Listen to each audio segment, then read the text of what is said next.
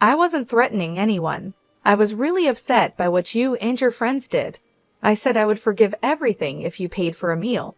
So just leave your wallet and go. I realized later that your apology was fake. Both Olivia and Scott had that mocking look on their faces. They planned this from the start.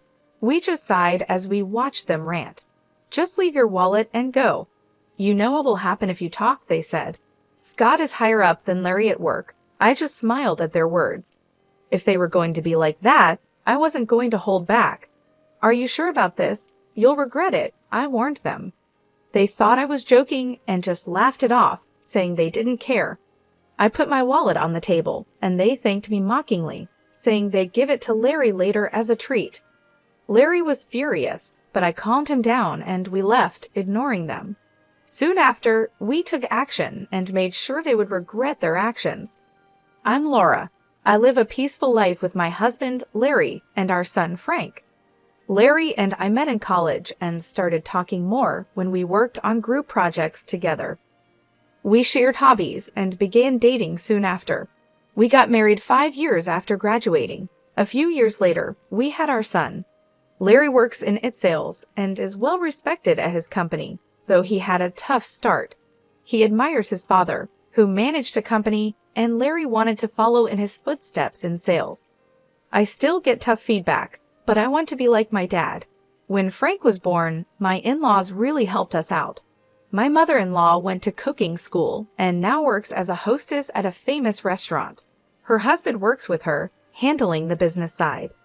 Their advice is always to do your best in whatever you're doing at that moment. I've always liked design. While working in administration, I used to draw for fun. This hobby became useful as I started taking freelance web design jobs. The projects got bigger over time. Then today, Larry came to me with an idea. Hey Laura, our company needs a designer. Want to try it? I really like your designs. It'll be busy, but I'll help you. What do you think? Your designs have a special warmth, he said. At first, I was unsure, but my father-in-law, who was visiting, agreed with Larry. With their encouragement, I decided to work on a design. Once I started, I was determined to do well. Larry and I worked together to come up with the best design. It took some time, but I finally made a design I was proud of. To my joy, they chose my design, and it sold really well. Larry and I were thrilled when we heard the news. We thanked my in-laws for their support, and they were as happy as if they had succeeded themselves. It's all thanks to your design, Laura, they said. It's really nothing. Having this experience means a lot. Thank you, I replied. This whole experience was a big moment for me. I started spending more time on web design, which was just a side job at first. Eventually, I made as much money from designing as I did from my day job. So I quit my administrative job and now work as a freelancer. Thanks to Larry's company, I also get to design whenever they launch a new product. Our son Frank, who is now in middle school, has grown into a smart and kind boy. He loves playing soccer for his school club. Life is good, but there's one thing that bothers me. It's about Olivia, whose son Kevin is in the same soccer club as Frank. Frank and Kevin are great friends, and they even ended up in the same class this year and often spend weekends together. Frank talks about Kevin a lot. Kevin came over to our house once, and he was very polite. I was happy Frank had such a good friend. However, Olivia can be a bit too much sometimes. I first met her during the school's open house. It was obvious right away that she was Kevin's mom. Kevin, you are definitely Mama's pride and joy, she said. Mom, stop. It's embarrassing, Kevin replied. After the class, during the break, Olivia loudly exclaimed, making Kevin embarrassed. I thought she seemed like a loving mom, but that wasn't quite true.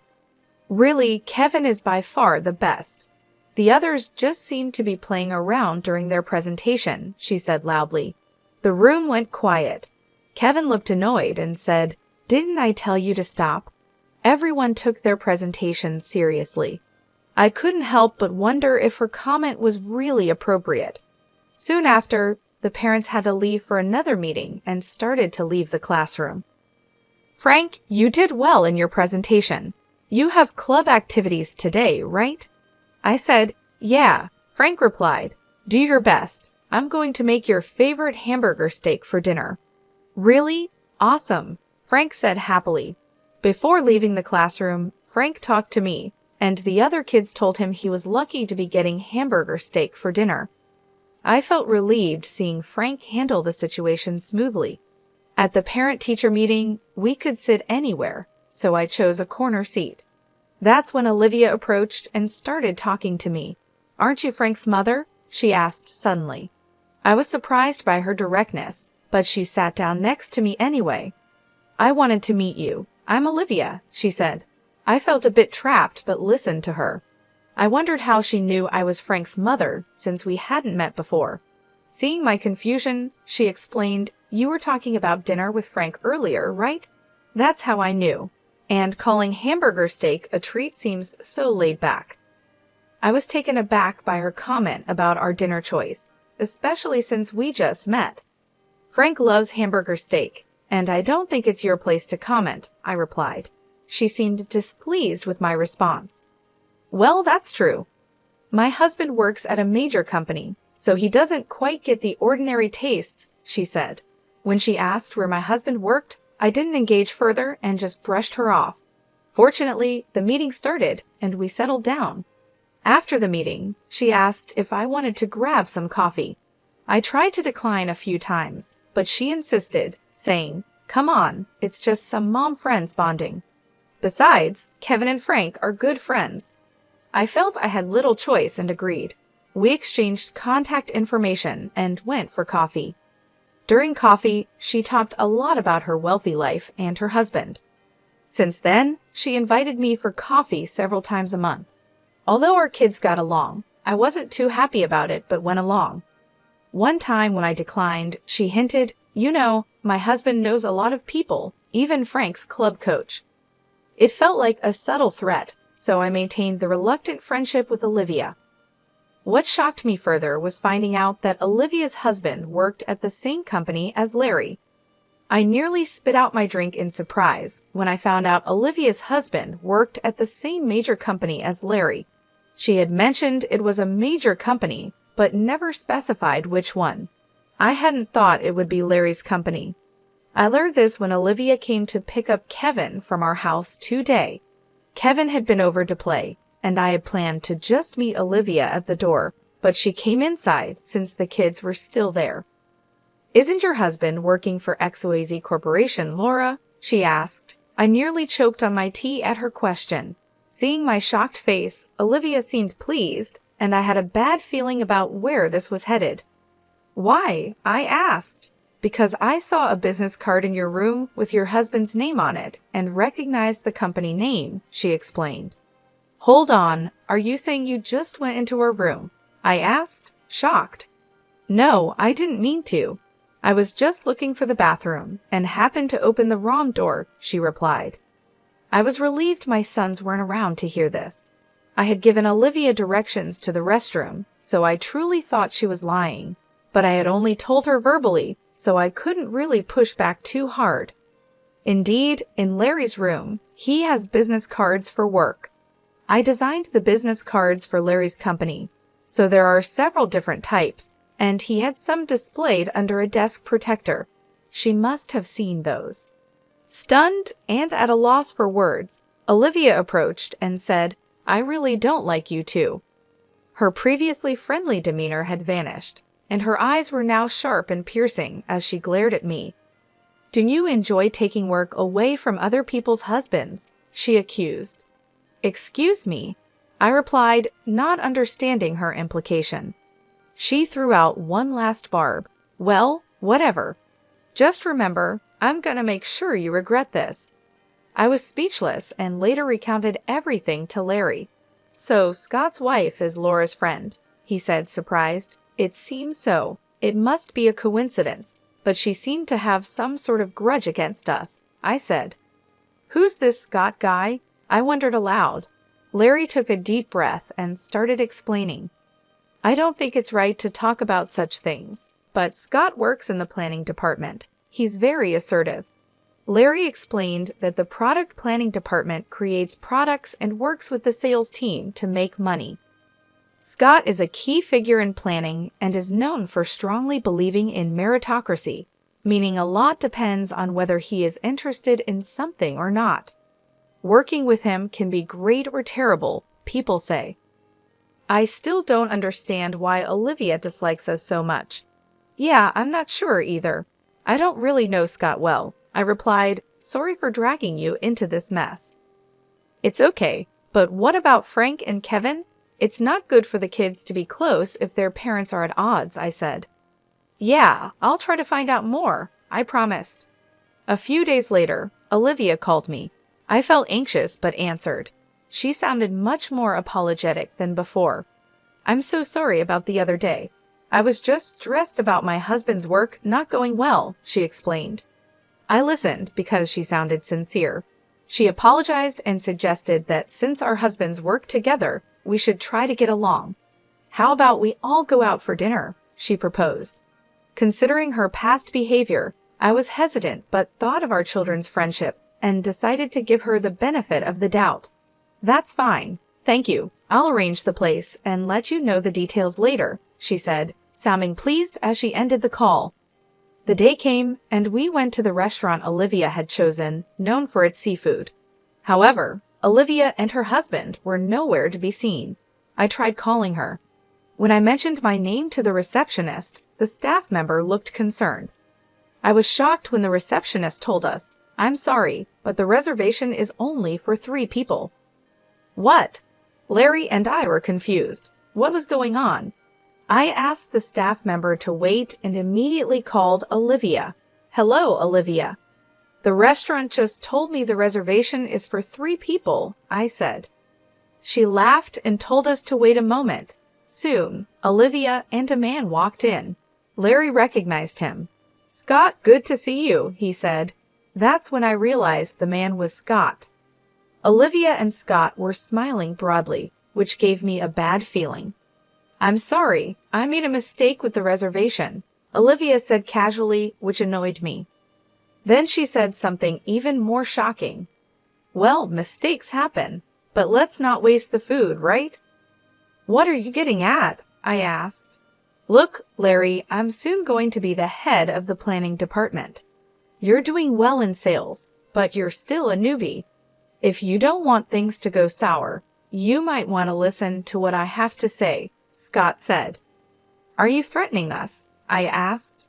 It's not a threat, Olivia interjected. Laura and you have hurt me deeply. I'm offering you a way to make amends. Just leave your wallet and go. I realized then that the apology was indeed a lie. This was their intention from the start. We saw it as we watched them argue. Look, just leave your wallet and get out. By the way, you do know what will happen if you tell anyone about this, right? Scott's higher up than Larry, after all, Olivia said. At that, I couldn't help but smile. If they're playing it that way, there's no need to hold back anymore. All right, but are you guys sure about this?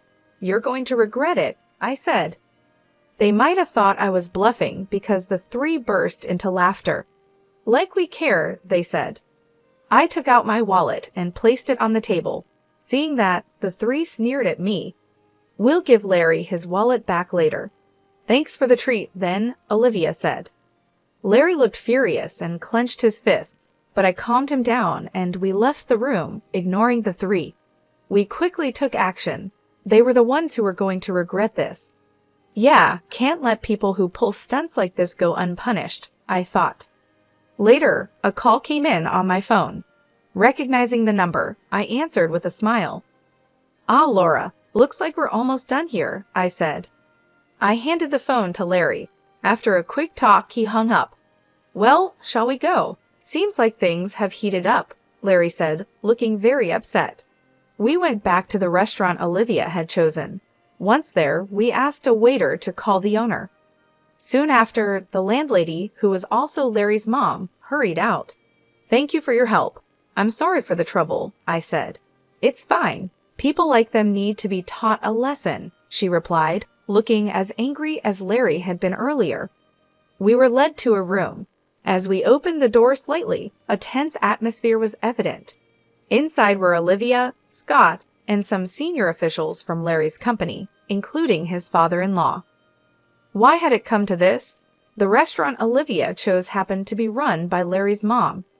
We realized it as soon as Olivia told us to meet there. It was a coincidence, but since we were going there anyway, Larry decided to call his mom. It was revealed that Olivia had only booked for 3. We knew she hadn't made a reservation for 4, but played along anyway.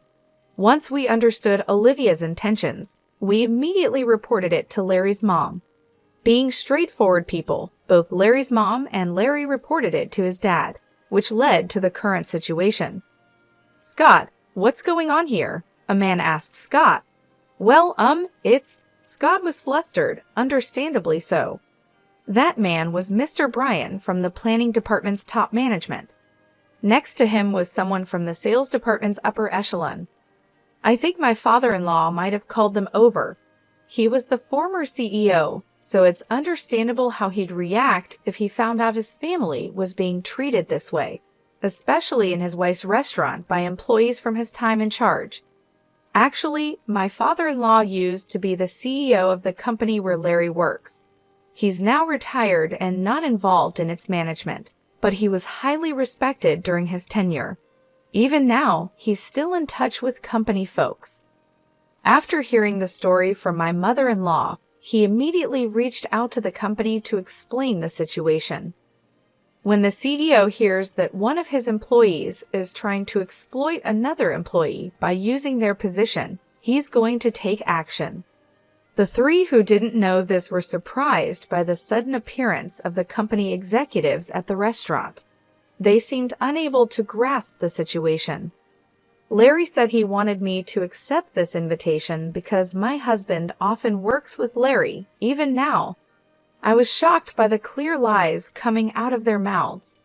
They showed no regret, and I wondered if they didn't realize that such obvious lies would eventually be exposed. Just then, to interrupt Scott, Larry entered the room. To the surprise of Olivia and Scott, Larry politely said, "Excuse me." Scott glared at Larry as soon as he saw him. We understood the situation completely, but for Olivia and Scott, it must have been confusing. Before Scott could respond, my father-in-law spoke up. "I'm the former CEO, Andrew. I'm retired now and have handed over the company to Mr. Bryan here," he explained. "By the way, Larry is my son, but he didn't get his job at the company through any connections of mine. In fact, I wasn't involved in his hiring at all. And I should mention that this restaurant is run by my wife." Hearing my father-in-law's explanation, Olivia and Scott seemed to finally understand the situation, and their faces turned white instantly. Olivia let out a sigh, almost without words, and Scott was shaking uncontrollably. Olivia, looking incredulous, seemed more flustered than I'd ever seen her. "Let's cut the small talk and discuss the matter at hand," said my father-in-law. The discussion, or rather the one-sided questioning they faced, started in a tense atmosphere, and Olivia and Scott struggled to speak. Olivia's issues with me apparently related to some design work at the company. It turned out that Olivia had also been considered for the same project. Initially, when the project was discussed at the company, my design was chosen after searching among friends and family for talented designers. This choice boosted Larry's reputation. Moreover, despite being relatively Bryan, Larry had developed his own sales techniques, earning trust from his juniors and contributing to the company's performance. It frustrated me that he was taking credit for achievements that he accomplished with the help of his wife's talents. I truly believe Larry has been working hard, but didn't you feel the same when you got advice from him? This left Scott speechless, and a senior planning department executive made a sharp comment that added to his silence. Scott felt overlooked because whenever the sales department finished their tasks, they would give detailed advice to the planning team.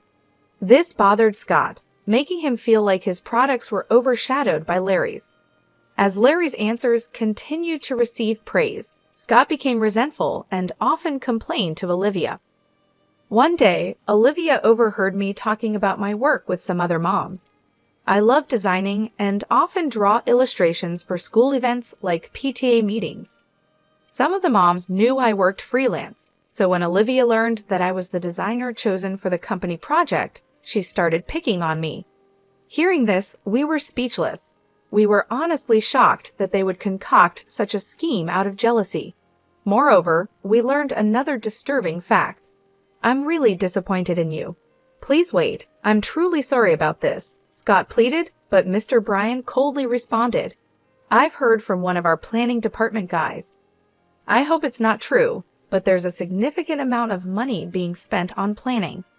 Is it really all going towards actual products? At this, Scott froze and Olivia turned pale. It turned out Scott had been embezzling funds under the guise of planning expenses. This revelation took even us by surprise. It seemed Olivia was also involved in the scheme. How did you get caught? You said it would be a secret, Olivia asked. I don't know, Scott responded, frustrated by Olivia's question. His expression was that of someone who had inadvertently admitted to embezzlement, but it was too late. Mr. Bryan sighed and bowed his head to his father-in-law. I'm really sorry. I never expected something like this to happen in the company that Mr. Andrew trusted me to run. It's my fault for not supervising better. No, it's not your fault, Mr. Bryan, or the fault of the senior sales and marketing staff, someone said. It's this couple who only know how to play dirty tricks. You both are going to pay for this. Hold on, she's the one to blame, one accused. Excuse me? Weren't you the one who said we could embezzle money? The other retorted.